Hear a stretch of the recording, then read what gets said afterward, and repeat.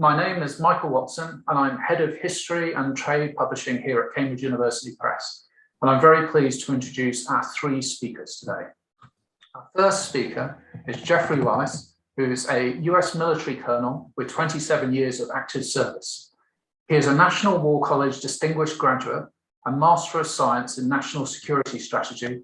His decorations include the Defense Superior Service Medal and the Legion of Merit. He's previously published in the Joint Force Quarterly and Air and Space Power Journal, and his book, The New Art of War, The Origins, Theory and Future of Conflict, has just been released here in the US. I should, of course, emphasize that Jeff's comments today are as a private individual and not as a representative of the US government. Our second speaker, Antulio Echevarria, is a professor at the US Army War College and former Elihu Root's Chair of Military Studies. He's authored 6 prize-winning books on strategic thought, including Clausewitz and Contemporary War, Reconsidering the American Way of War, US military practice from the Revolution to Afghanistan, and Military Strategy, a very short introduction. He's a research fellow at the Foreign Policy Research Institute and the Modern War Institute, and previously at Oxford University. His latest book, which we're discussing today, is War's Logic, Strategic Thought and the American Way of War, which was published in February of this year. Finally, our third speaker is Thomas Henriksen, who's Senior Fellow Emeritus at Stanford University's Hoover Institution. His many books include America and the Rogue States, Cycles in US Foreign Policy Since the Cold War, and What Really Happened in Northern Ireland's Counterinsurgency. He was formerly a US Army infantry officer and has served on the President's Commission for White House Fellows and the US Army Science Board. He'll be offering us a preview today of his new book on America's wars, interventions, regime change, and insurgencies after the Cold War, which is publishing in January. Okay, many thanks to the three of you for joining us today. I thought we'd begin with Jeff's book on the new art of war, as it is, after all, a primer on war and strategy. And so, Jeff, perhaps you could tell us what led you to take on such an ambitious undertaking.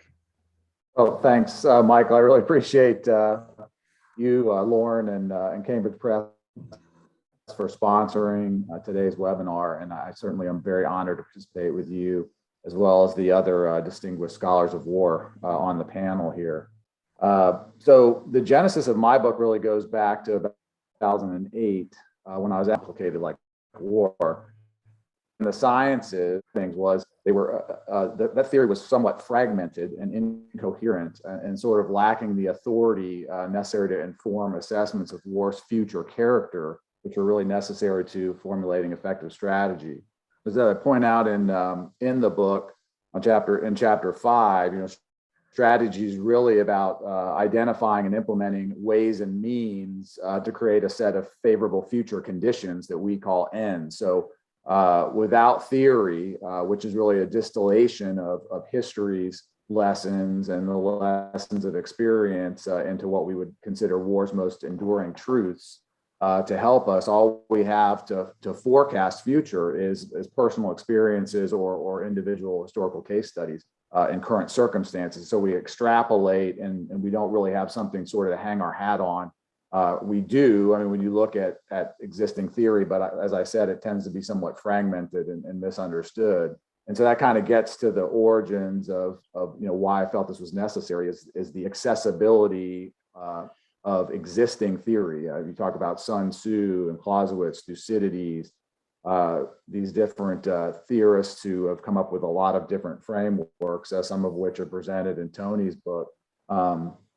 And so without them being accessible, what we tend to do as practitioners is just go forth and say, well, I remember this, or I try to play a historian and remember one or two things. And I'm not really tying that back into the concrete bedrock, if you will, of theory.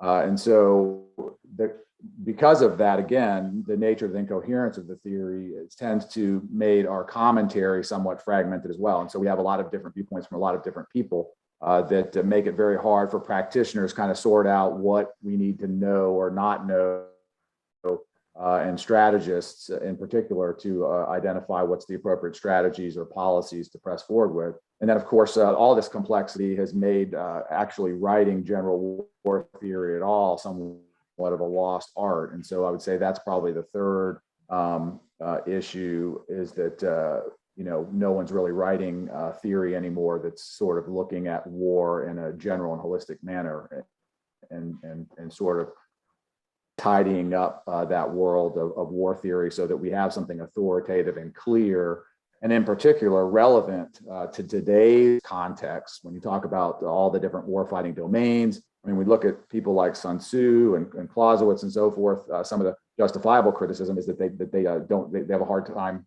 sort of extrapolating that and applying it to the modern context. And so we get a lot of we get strategic theorizing from the standpoint of from one country's perspective, or from here's a particular set of ways and means related to some particular type of weapon, for example, or domain that we advocate for. But if we don't go back and sort of make sense of war theory in general, then we don't have that stable basis really needed both to inform historical analysis and then future war forecasting that's really necessary for strategy development. I mean, you talked there, you mentioned the fragmentation, complexity, and the book obviously it surveys general theory, domain theory, and regular and irregular warfare. And so how do you see those interrelating, and what were the challenges of bringing those together into your new unified war theory?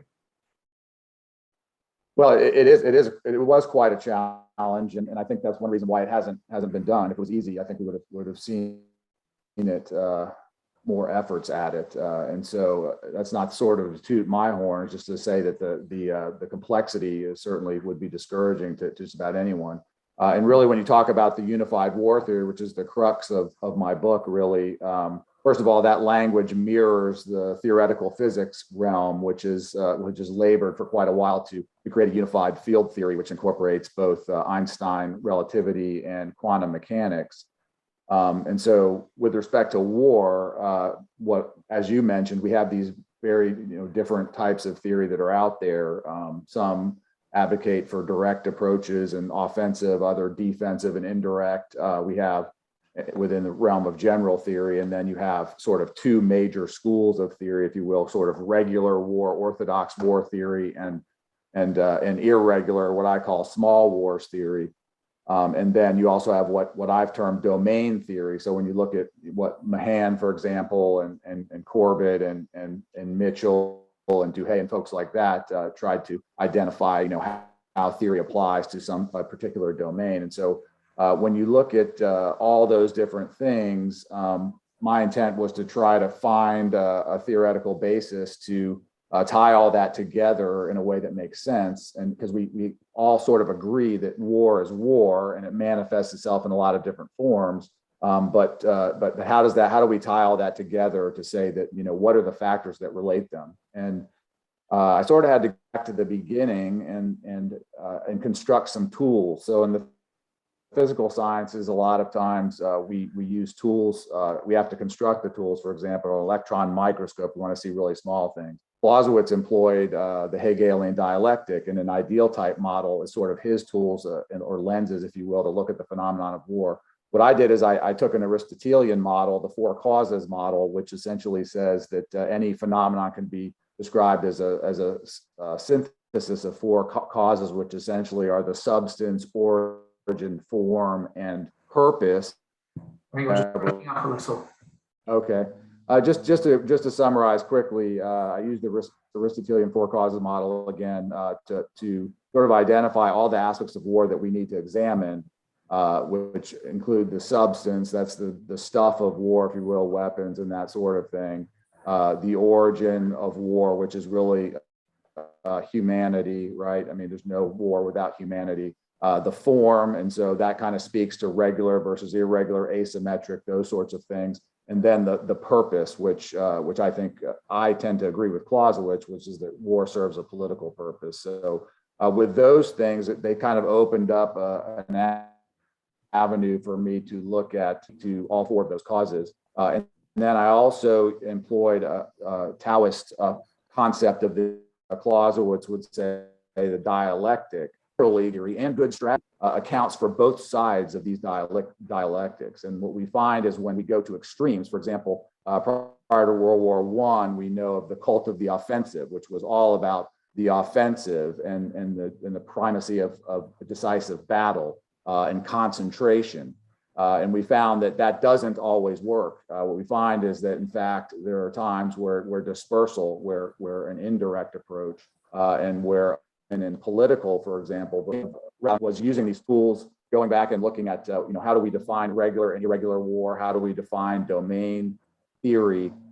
And then finding those common aspects of each and combining them and determining what their underlying principles are, et cetera. And so, just in the interest of time, I won't get into a whole lot more because, as you can imagine, there's quite a bit of development that goes into it. But essentially, I think starting from the premise that we understand that all of these are forms of war and what are the underlying principles or independent variables, if you will, that drive war into one form or another or one domain or another, then we can build up from there and then define and develop those relationships. And so it's kind of rebuilding war theory from the ground up from that initial premise and not skewing too far into one domain or too far into one side of a dialectic than another. And that kind of opened up a lot of avenues that I explore in chapter 4 of my book. Yeah, and I was going to pick up on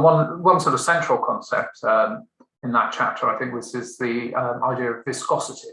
And so perhaps you could explain that, how you applied that to the audience. Sure.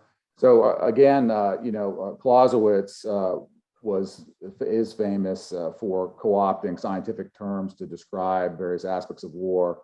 So I sort of copied him there and co-opting the term viscosity, which is something most people are familiar with. They don't use it in their daily lexicon, but it has to do with basically the ability of a fluid to flow.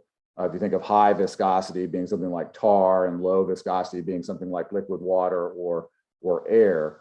And so the issue was, what are the elements? If you apply that to forces in war, you realize that, for example, regular forces tend to be, more direct. They tend to have less acceleration. They tend to be restricted more by laws of war, custom, et cetera. They tend to be more concentrated and they tend to be more coherent. So if you take those 5 elements, which I call the DARC criteria, DARCC, directness, acceleration, restriction, concentration, and cohesion. So those are things that we can look at any particular force in war from the strategic to the tactical level, and we can make qualitative assessments. And certainly this is not an equation, but you can make qualitative assessments about how that force moves, how it's trained, what its objectives are, and so forth. And then you can assign it some degree of viscosity, if you will, based on that. And so those criteria contribute to a force's viscosity, with directness, restriction, concentration, and cohesion tending to increase viscosity and acceleration tending to decrease viscosity. And so what we can do there is then get rid of sort of these terms like regularity and irregularity, which are largely undefined and have misleading connotations. And we replace that with viscous and inviscous, and then we sort of define how those relations work. And so what we find historically is that force viscosity often varies with warfighting capacity. The strong often fight viscously, that is concentrated, more direct, more cohesion, tending to be restricted more by rules. Whereas what we would say, what we would consider irregular forces would fight less viscously or inviscously, as I would say, and they would be less constrained by rules, less cohesive, more dispersed. And these type of decisions are based on really relative capacity assessments between the two sides. So the stronger side will tend to be more direct, will tend to be more concentrated. The weaker side, of course, will match that with being less so. And so that sets us up to say, well, For example, what we would call symmetric warfare or regular types of warfare would be viscous forces as opposition, and then the more asymmetric forms of war would be your viscous versus inviscous, for example. And you can think, regions, for example, as a visual war gives us a new language that doesn't have those negative connotations, and then we can kind of delve in both in terms of historical analysis as well as strategy development with this new language and concept for how these different forms of war manifest themselves, and more, which is chapter 4 of my book. You also emphasize in the book the importance of war's psychological factors, say leadership, motivation, morale. And so why do you think that these have traditionally seen much less focus as opposed to other aspects, say weaponry, technology, training? I think if you look at the history of strategic thought, I mean, you'll find that the best general theorists from Sun Tzu, Clausewitz and onward have always highlighted the psychological, or as Tony points out in his book, the psychosocial aspects of war over the physical in terms of being decisive. And so what we've lacked, I think, is kind of a visual model to represent this. And so in the unified war theory, I introduced the idea of the engine of war, which is composed of 3 elements without which war cannot happen. And this is cause, will, and capacity, where you can think of cause, if you will, as the ignition that starts the war, will as the fuel that sustains the war effort, and then the capacity is the mechanism that translates strategy into action. And so over and over again, the best theory highlights that important in war is the will to fight. So it doesn't matter how much capacity that you have. Without will, of course, that's going to be useless. And so, once a war begins, the strategic question then becomes, what are the best ways and means to, which is the will to fight, which is ultimately supported by capacity, which includes psychological and physical components. With the psychological being pillars, if you will, you imagine them rising up out of a foundation, which is your physical capacity. So weapons, personnel, allies, industry, these sorts of things are in that foundation. And then these psychological pillars rising up, and those are essentially made up of things like leadership, education, motivation, morale, experience, and training, with what I call moral enablers that are reinforced by those pillars, and the rest, which are courage and confidence. And so tying this back into the topic, you emphasize that things that are easiest to quantify, we're most comfortable with. So training, I can quantify that in terms of hours. Capacity, I can quantify that in terms of money, but it's very hard for me to quantify things like motivation and leadership and morale and things like that.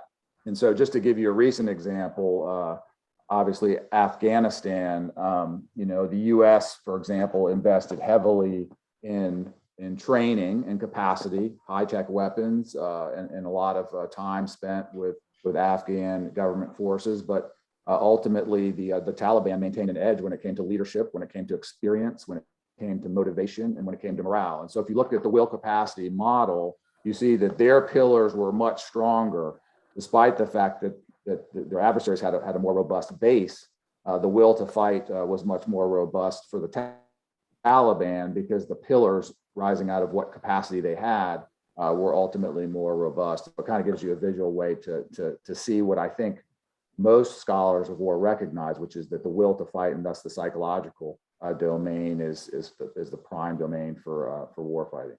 You mention or emphasize in the book that understanding war's nature is the best way to gain enough control over it for us to prevent wars and to diminish their hazards and prevalence. So what does your book suggest are the kind of, how we might go about doing this?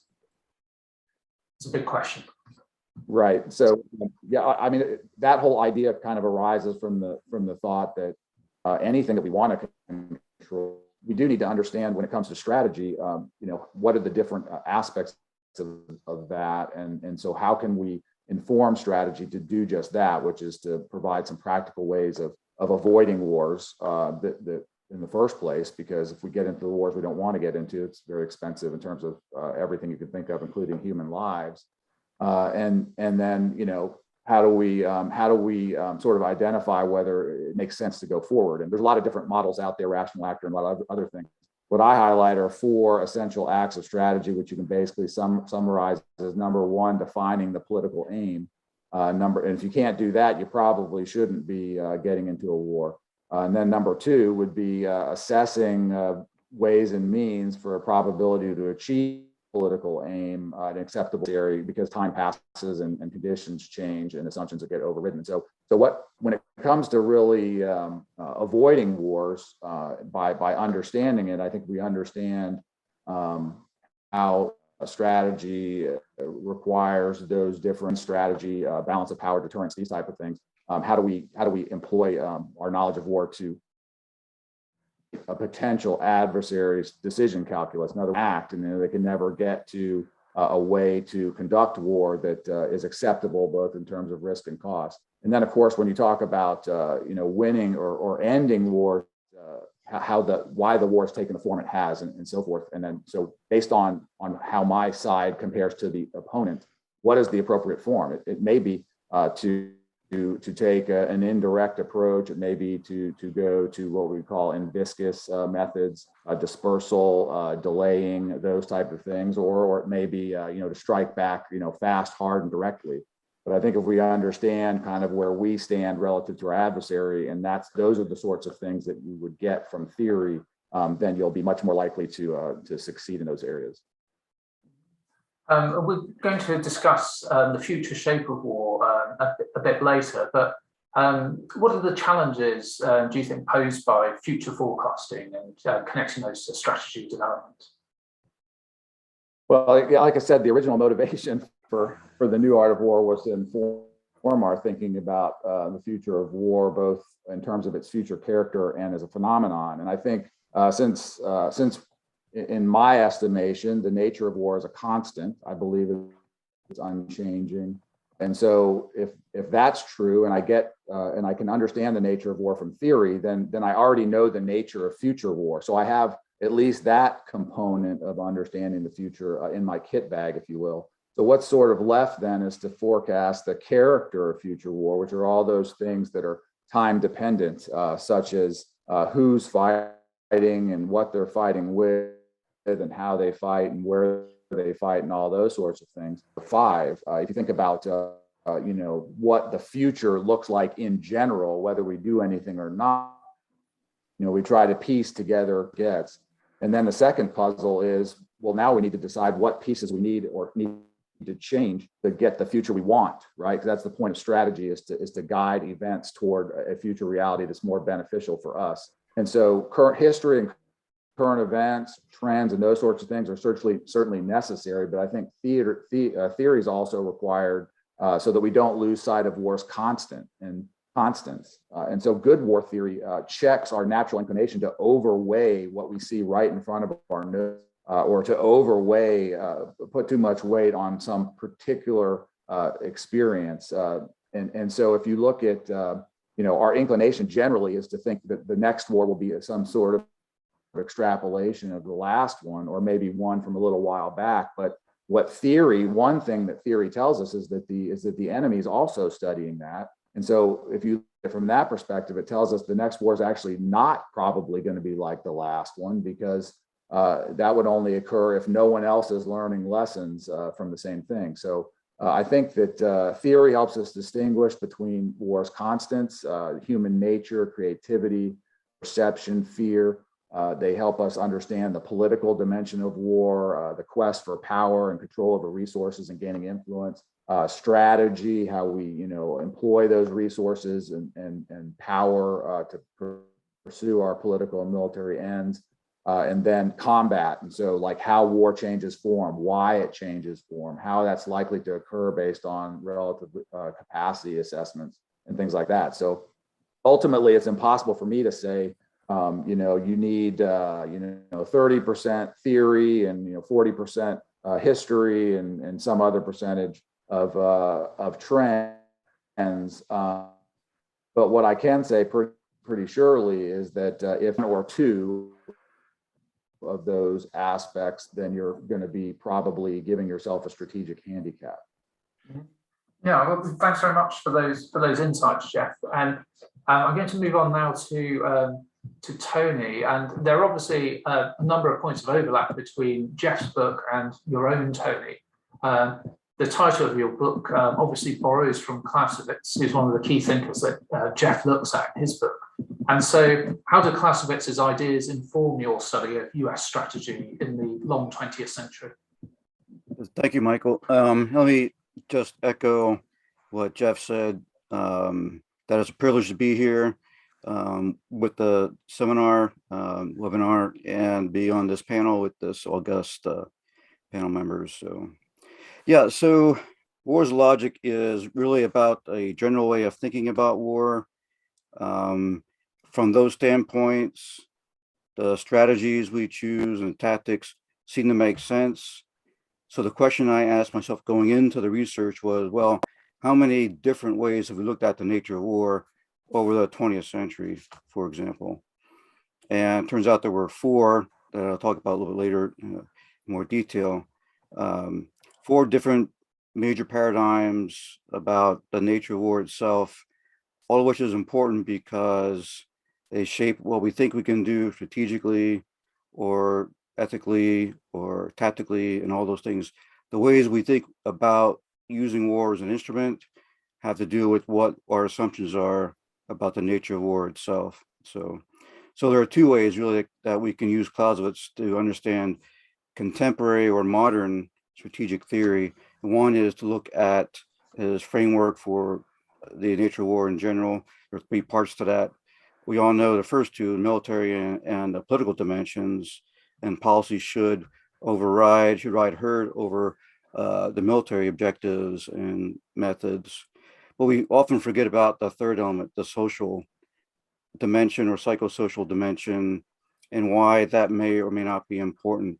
We've, over the decades, since the Howard and Perret and Clausewitzian Renaissance of the late 1970s, early 80s, have been training ourselves to look at war really through two dimensions. So I wanted to trace that social dimension as best I could historically to see what kinds of effects it had on the strategic thinking of the individuals I looked at, and the criteria for which individuals. I won't read the list of the 12 folks, but they had to have either changed the American way of war or tried their utmost to do so.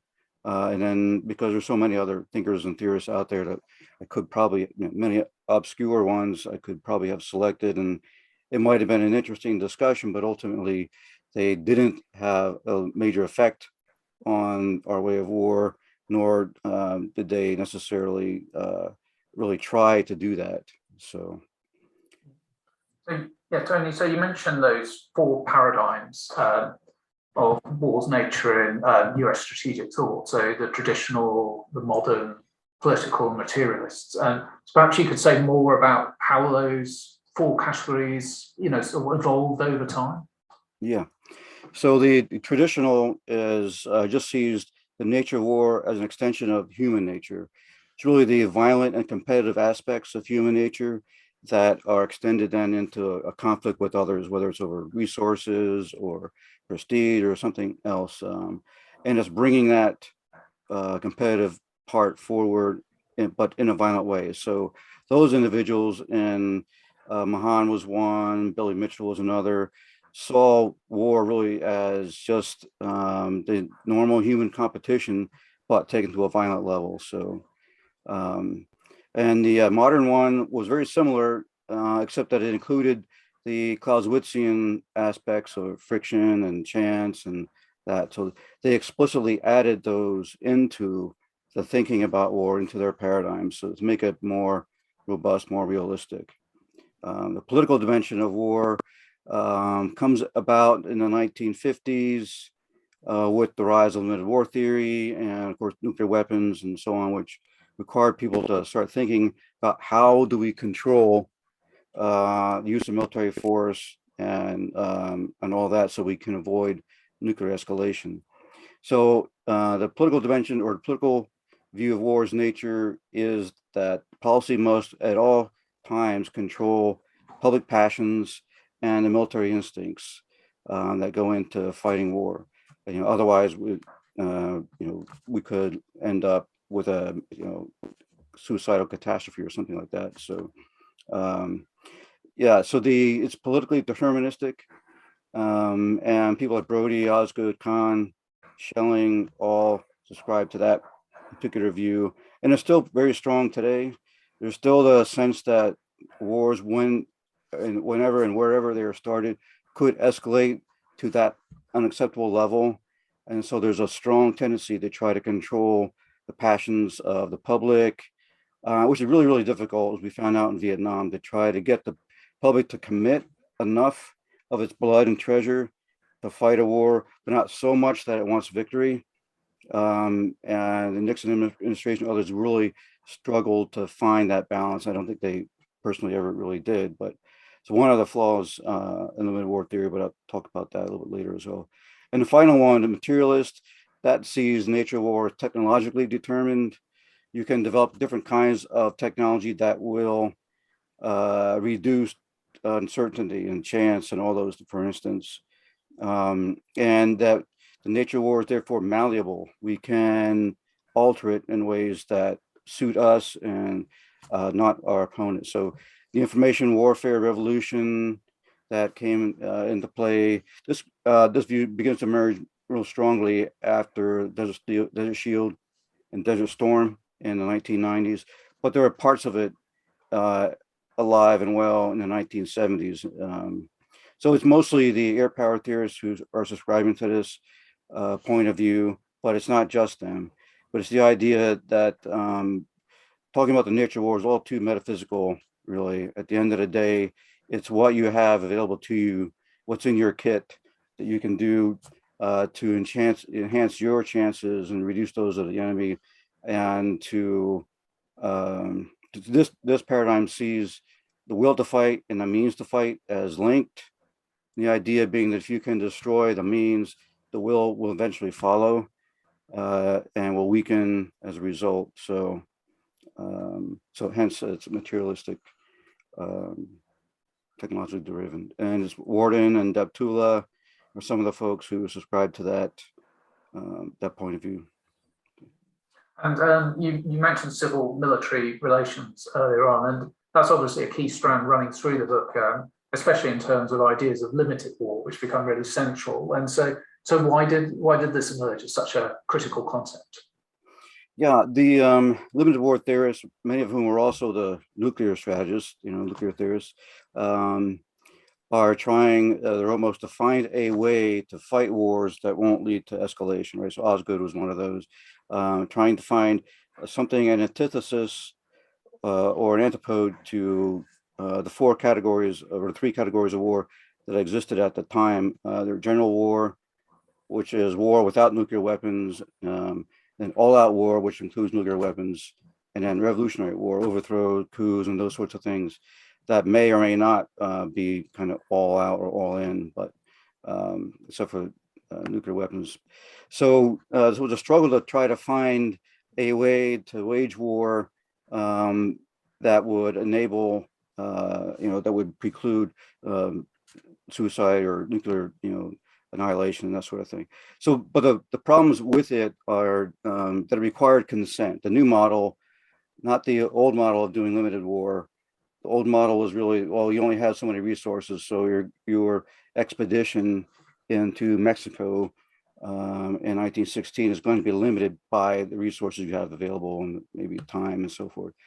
But in the new model, in Osgood's model and that of Brody, it requires consent of your adversary. You both are going to consent implicitly, for the most part, only to use certain weapons and only to fight for or about certain kinds of aims. And as long as you can do this, you can keep war limited. But then you have to control the passions of the public and the instincts of the military, very, very difficult to do, as we already mentioned. So in the 1950s and 60s, as this theory is beginning to develop, there's an effort to try to curb the passions of the public and not give them only enough information to keep them engaged, watching events of the Korean War, for instance, or And that kind of all got out of hand in Vietnam because there was a profusion of information during Vietnam that exploded the whole having the public commit to an endeavor like this without an end to it. The other problem, or two other problems. One is that Osgood didn't really think through the layered wars problem. So if you have superpowers trying to fight a limited war and are consenting to use certain kinds of weapons, but you have Hanoi that's all in for reunification, then the model is not going to work the way Osgood set it up. And obviously it did not work. And the other one is he didn't trace back his model, limited war, to Kennan's measures short of war.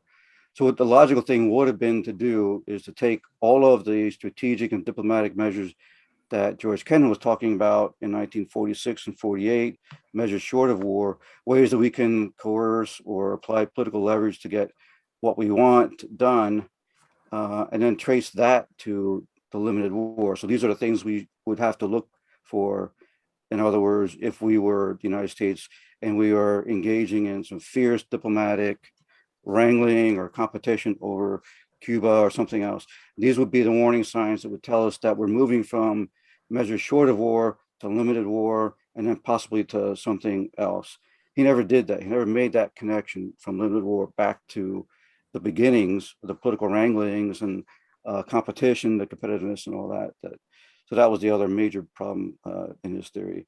So yes, civil military relations is a huge factor in this because what often happens is we are talking across paradigms, and many of the political leaders are talking from the political deterministic model, whereas many of the military are looking at through the modern model the nature of war. And so we're talking cross purposes, really a challenge.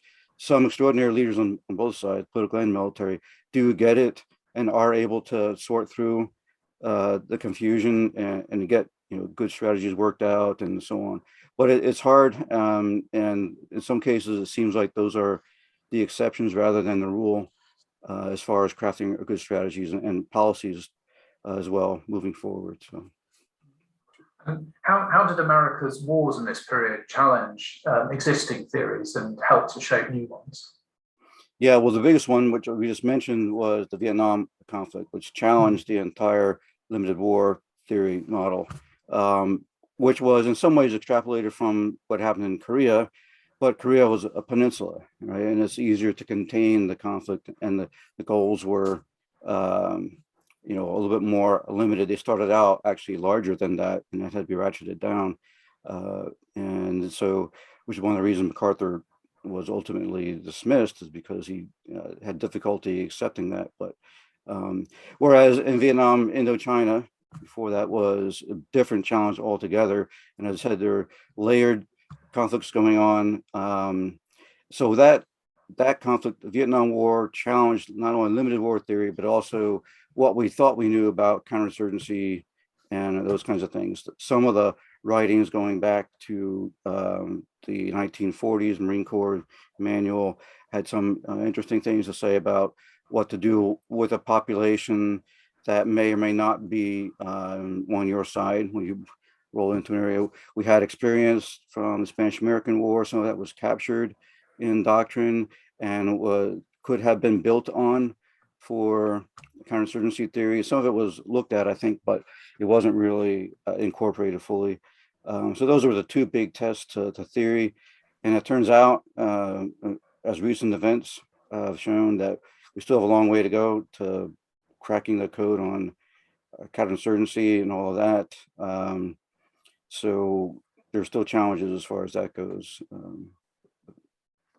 And a really distinctive aspect of your book, which struck me when I was first reading the manuscript when you sent to me, was the attention to domestic political, social, and cultural context in which these strategic ideas took shape.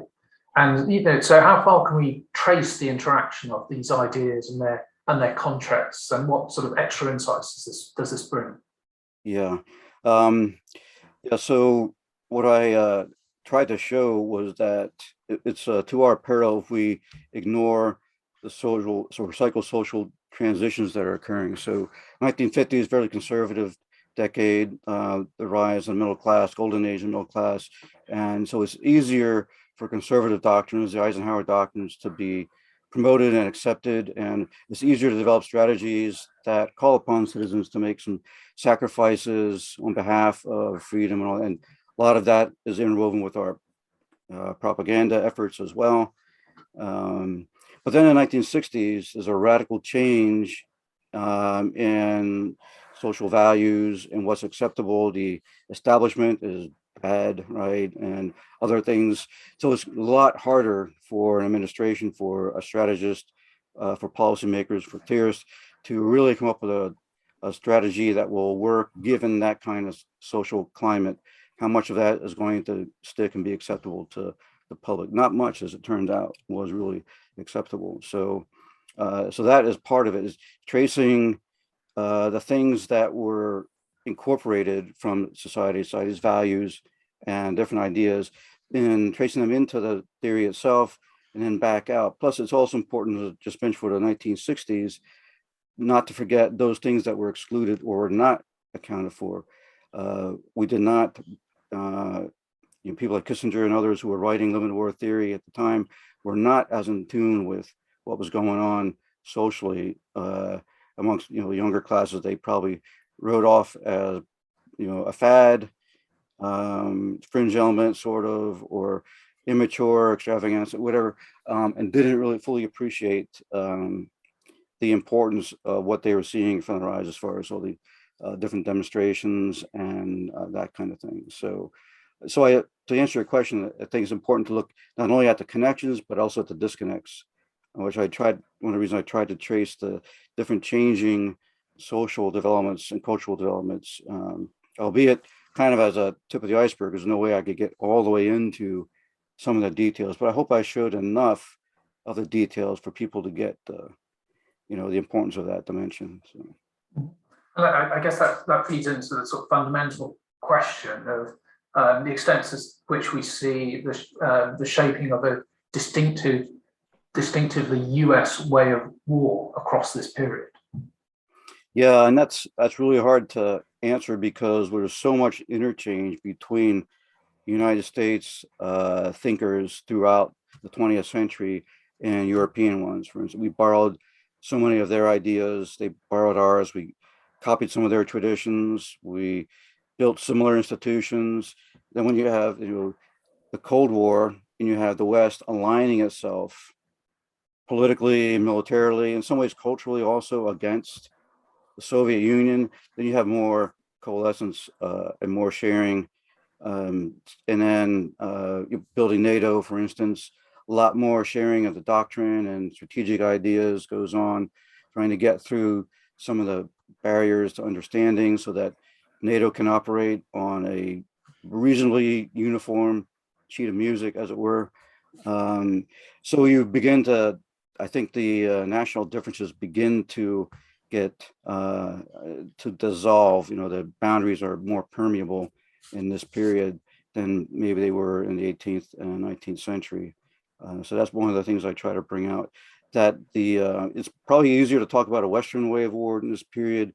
Maybe the US is leading it for big chunks of the 20th century because obviously it's superpower and it has the largest military, all those things, all those reasons, and it puts its leadership out there in front a lot of the time. So, but to say it's uniquely American, because there are many British military commanders who would agree. In fact, I was briefed a few years ago by German, British, French military commanders about the different branches of service. And I found that more alignment along the services. So the Air Force in Britain saw the nature of war and the problem of war very similar to the Air Force folks in the US. And so they shared, and the same ground commanders saw war in very similar terms. So I almost think that it's now more a question of cultures across service lines as opposed to national lines. There's a lot more unity there. So for me, it's harder in this period to say, yeah, this points to a distinctly American way of war. The main thing that would be American would be that the participants, the citizens who are serving, happen to be US citizens, are Americans in many cases. And the political system, though similar to other democracies, it has its own little unique aspects to it. So the political system and the participants may be the only thing that you can really conclusively say is American about the American way of war moving forward now. So, well, yeah, thanks very much, Tony. And now if we can turn to Tom and your book, and obviously it's looking at some of these same questions, but covering the period beginning in the aftermath of the Cold War. And so, to what extent did the unique environment in which the US lacked the constraints posed by a peer competitor in that period shape a new US strategy and greater recourse to military intervention in particular? Yes, it did. In many ways, this was a very unique period, the last 3 decades since the end of the Cold War, which can be you could say that it was, with the fall of Berlin Wall or the breakup of the Soviet Union 2 years later. And because the United States had no peer rival, I mean, they had other challenges, and I mention them in the book. I mean, they had to worry about North Korea a little bit and Iran as well, but really no peer disadvantage or threat as we had and have now with both a resurgent Russia and a very surgent China. So it did, in fact, allow us to do a lot of things which were building up and resulted from this Cold War, which was an ideological war between the United States and the Soviet Union. Very definitely, we were competing on a societal basis. And so freedom counted a lot, and freedom really worked its way into the American fabric, American strategic thinking in a way that I don't think it is in any other period. So we really think about how can we spread democracy around the world. And so even when we get on to places, obviously we're for democracy in overthrowing Noriega in Panama. We kind of walked away from Iraq, but subsequently into Haiti twice, the invading also into Bosnia and Kosovo. And finally, when we entered much more medium-sized wars, Afghanistan and Iraq, very much this was part of the framework, this ideological drive to and I was actually surprised. I mean, I took rhetoric as rhetoric, but it was really deeply felt among the participants. But we had to, and they had very good concrete reasons. They weren't simply idealistic. They thought about how can we, in fact, secure our own safety and also stability, which counts very high in American thinking. And one of the reasons we went into Bosnia was that the fear that Bosnia would turn into the Balkan conflict of 1914, that if it got out of hand. And so with that thinking, we thought, well, democracy in the minds of these people, these various administrations, was a way that democracies normally don't fight against each other. Democracies are accountable to their populations in a way that dictatorships are not. So for all of these reasons, the ideological thrust was very strong and very pronounced, and it dates somewhat from Woodrow Wilson's ideas that United States did fight wars, stand all wars, but also fought wars to make democracy safe. And so as a consequence, without having any real rivals to challenge us, even North Korea or Iraq, Iran, they were not in the same boat. Now we have a different situation. We have very powerful men in China and also in Russia who don't subscribe to the democratic model. In fact, subscribe to a model of dictatorship as being better. It delivers more goods to its population. They're more happy. They're better off. And so this is a different kind of conflict. It's not just a conflict between military powers. We're back to the ideology of the Cold War in some respects, although they're not trying to spread communism, which was a huge undertaking, but they're more just both Russia and China are trying to ensure that their view of the world, their dictatorial view, the Chinese talk about communism, but it's really an outright dictatorship in many respects. And it's very aggressive, and both powers are aggressive. So the Cold War and the unique period after the Cold War, I think is just really very different. It's an extraordinary period in American history. There's nothing quite like it. If you look back to when America burst on the international scene, whether you might choose to say it was the Spanish-American War or after World War I, when or even later, but certainly a different world, and one America exercised a great deal of action on behalf of people you say it were expensive both militarily and in some casualties even, to help people in places like Somalia or in Panama. And these were small places, not strategic places. And so, but nonetheless, was a humanitarian impulse with democracy. Yeah, so yeah, you emphasise, you know, it was a kind of unique compared to what had gone before. So to what extent was the US able to draw on earlier experiences and thinking about humanitarian intervention, counterinsurgency, as it faced this, you know, unique situation and these new challenges? Well, actually, the fiber of American, intervention on humanitarian means it starts before Marshall. Marshall gets a lot of credit, deservedly, for the Marshall Plan following World War II, helping Britain, among Germany and other countries, to stand up to ensure democracy would take root because it was threatened by poor economic prospects. But prior to that, Herbert Hoover, the founder of my home institution, engaged in food relief during World War I, mostly to the Belgian people, but others got some of it too.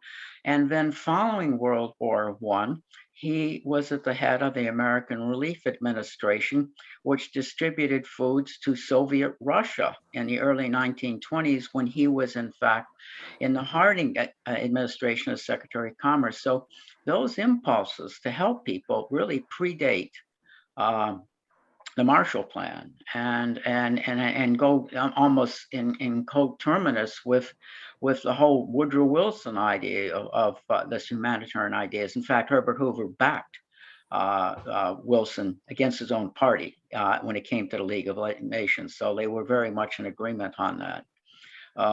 And so these are things that go very deeply in American society, and they burst out stronger, of course, with the tremendous challenges of the Cold War, and finally the post-Cold War gives America an opportunity to do some of the things that it wanted to do. Now, it did so many times reluctantly. Not every politician was rushing to man the weapons to attack countries. They were circumspect and they were worried, but at the same time they did pick up the gauntlet when they had to. Mm-hmm. Yeah, I mean, looking at some of the conflicts, in more detail, you note in the book how success in the Persian Gulf War contributed to the notion of revolution in military affairs that promised America easy victories, and how this actually had the effect of leaving the US ill-equipped for the challenge of insurgency. And so perhaps you could say more about that. Well, the insurgency, which both my colleagues on the panel have mentioned in some degree, but it's not the best way for America's way of war. I mean, we certainly had a huge wake-up call in Vietnam, but before Vietnam, the United States fought a very successful insurgency in the Philippine Islands. It did fight a kind of counterinsurgency against the American Indians across the plains, the Western Plains, which cost 900 lives, American lives, of the cavalry forces. So it wasn't tiny. I mean, we tend to forget about it today, but it was not an inconsequential thing. And yet we did that.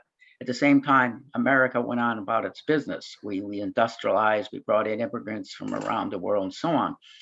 But insurgency became a big thing, both in Iraq, which we did with some measure, with a lot of luck, and I think peculiar circumstances in Iraq to win that. Wasn't just the extra 28,000 soldiers that Bush committed, the tactics that were advocated mostly by David Petraeus, the general in charge.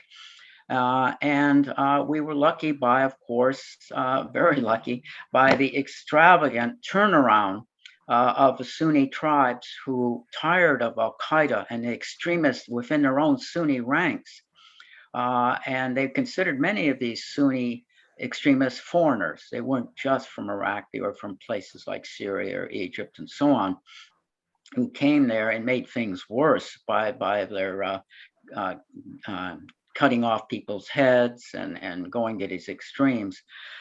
We did well in that, turning it around. We didn't do as well as in Afghanistan for a lot of reasons. It's going to take a long time to sort it all out.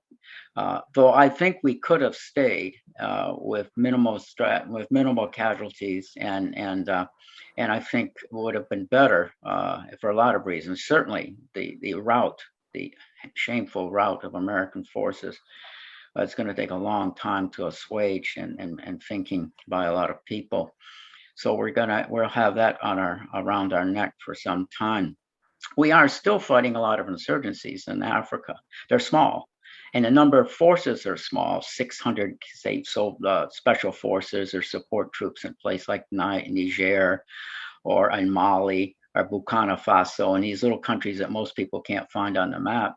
We're still doing that, and the casualties are relatively small. But the insurgencies are spreading. That's the bad news, by extremists, religious extremists, Muslims mostly, and not just across the western plains of Central Africa, but also down into Mozambique, which is a phenomenally large country. It's about the same size as California. It's not small. It has this, 1,500-mile coastline, and yet it's quite far south. And it is engaged now in a war against ISIS, a branch of ISIS, self-declared mostly, but nonetheless. So we have these going on, and the only thing I think it can do to wage these is keep them under wraps, keep casualties small, and not expand into kind of the problems we caused ourselves in Iraq and Afghanistan with trying to convert the countries, these societies into democracy, and spending huge sums of money on all kinds of projects that the country probably really wasn't ready for. Hydroelectric schemes and modern highways and modern slaughterhouses and all of the things we try to do to make these almost mini Americas. So it's going to be, that will be continue on as so far as concerned. I don't think the administration will pull it out of those quickly. And then, of course, we face different kinds of conflicts with both Russia and with China, which have less to do with insurgency. Yeah, I mean, you touched there on the sort of the forever wars that grew out of the global war on terrorism. And I guess a fundamental question, which I guess you partly answered, is that one of why they pose such a major challenge to the US and why victory has proved so elusive.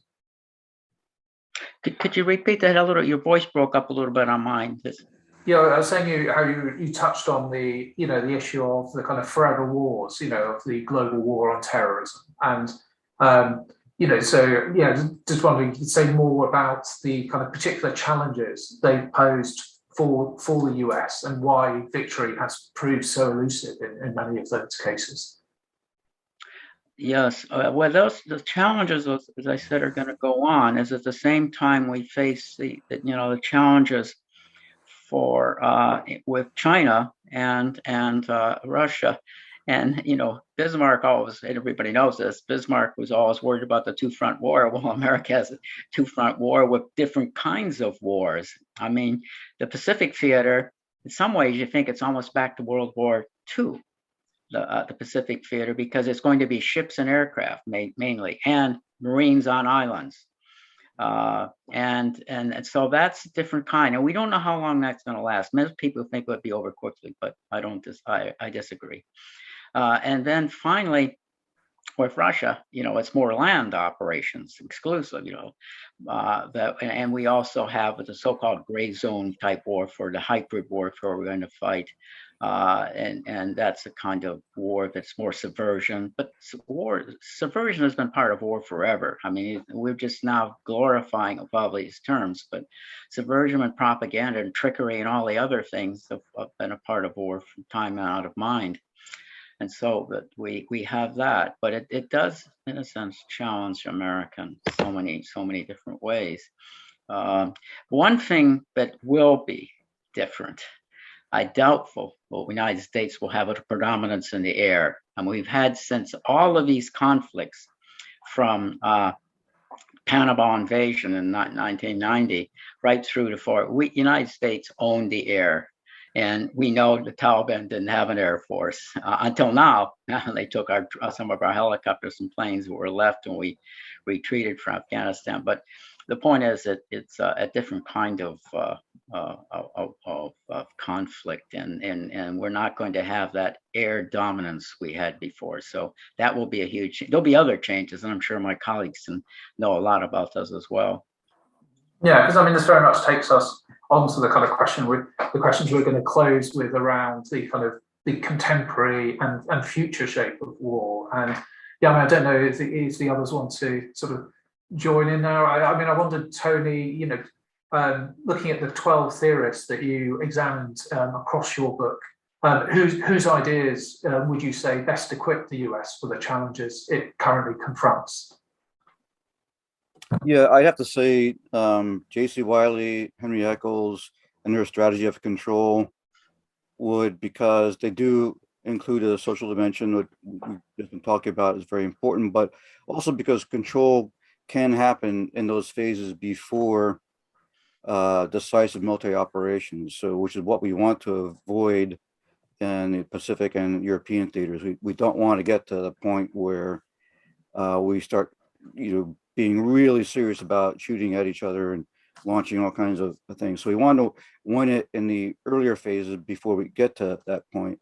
And strategy of control can give you, at least degrees of control, not only geographically, but in some of the other dimensions. I mean, space is a thing now that wasn't the case in the 1950s and 60s. So that's another dimension or domain. The military looks at it as a domain. Information operations are more developed and more sophisticated now than before.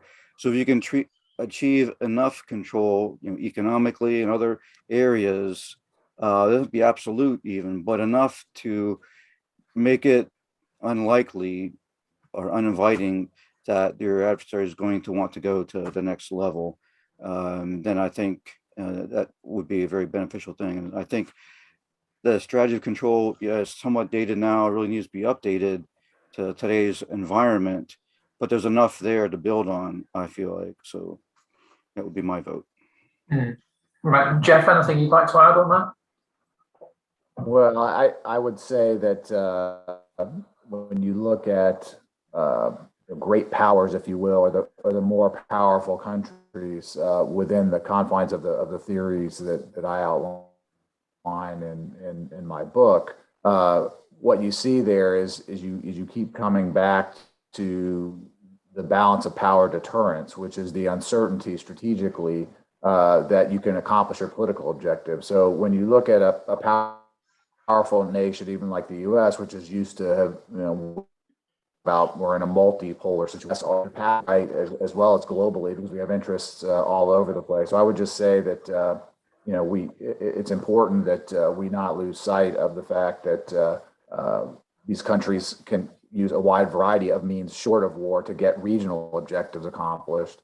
And so we have to then look specifically at how we can leverage allies and so forth for those sorts of things if they're in our best interest. Because ultimately, I think the idea of total war or general or even general war gets to be very dicey between nuclear powers, and I hope we don't lose sight of that just because we haven't used them in a very long time. And I'm just going to finish on quite a broad question, but we've had a really wide-ranging discussion. But sort of points that you sort of made, Jeff, is around the sort of unchanging nature of war, and so it's interesting to think about that in the context of the kind of America's experience that we've seen, across the past century or so that we briefly touched on today? Yeah, I would, as I said, I think it's very important that we make distinctions between the nature and character of war, and that we well define our language there. If we start conflating these ideas, then it can take us all kinds of but ultimately, when you look at, again, as Tony describes, a traditional view of the nature of wars, that it's a manifestation of human nature. And I would just extend that to say it certainly also includes the nature of our institutions and the nature of the way that we approach the problems of politics and governance. So that's both internally with respect to, for example, the domestic problem of, say, civil war, insurgencies, and those sorts of things, and then externally with respect to what we would call the anarchical nature of international relations. And so those are manifestations also of human nature. And so those sorts of things, I think, are constant as long as human nature is constant. And I don't think we're evolving into something different very rapidly. I think it would be a short period of time for a Plato or an Aristotle to understand the nature of 21st century man, for example, or Clausewitz to understand the nature of 21st century warfare, because of how closely they got it right in terms of what, how human nature relates to that. And so we just have to understand where those boundaries are, and then focus our appropriate efforts on the character of war. Again, as we start to talk about strategy, it's very much driven by the character. And so if we understand those differences, then I think we'll be much better strategists, and we'll have a much more success in accomplishing our political objective, which hopefully, are peaceful relations most of the time, and only war when necessary.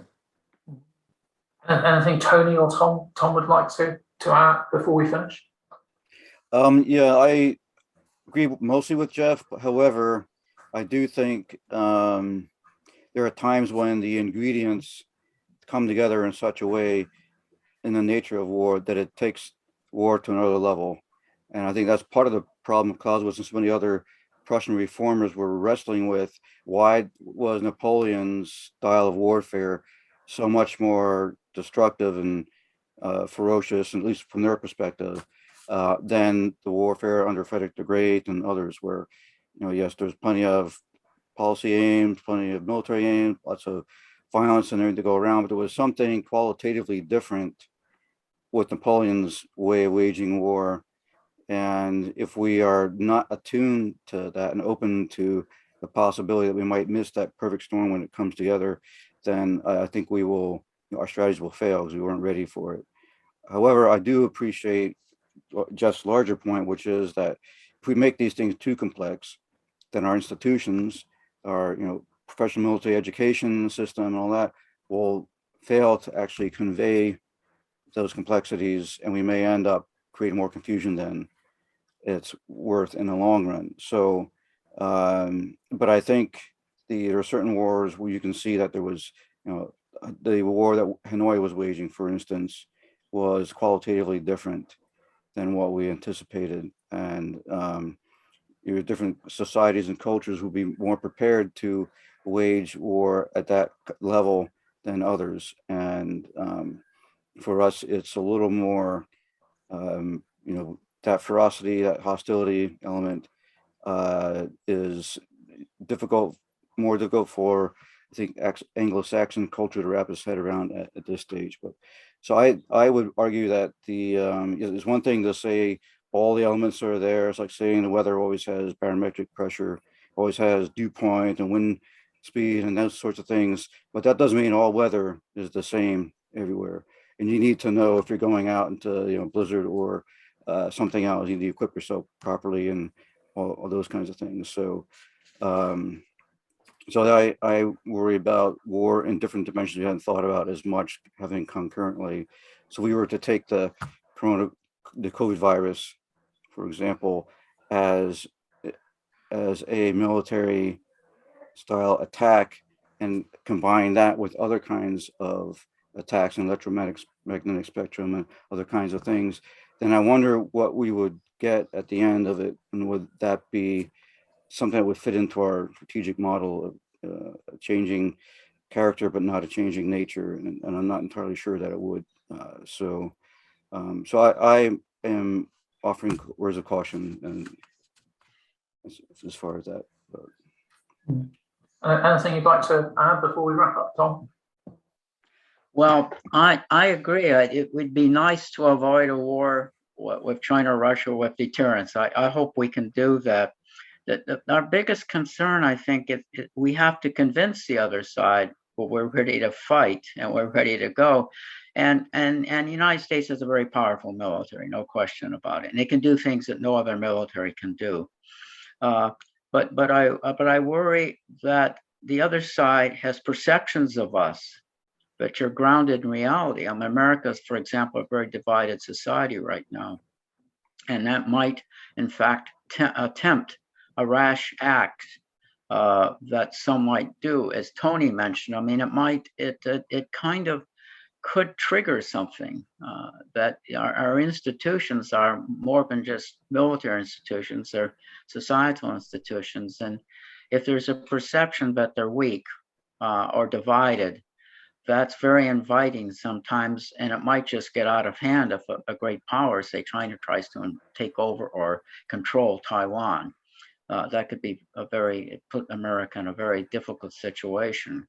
So that's my concern, that I think we should, in fact, militarize as much as possible, and build up our defenses. But we also know that the Chinese are a very clever adversary, and they may have stolen a march on us on some of their hypersonic missiles. And that is a great concern. So anyway, I'll leave it at that on a hopeful note.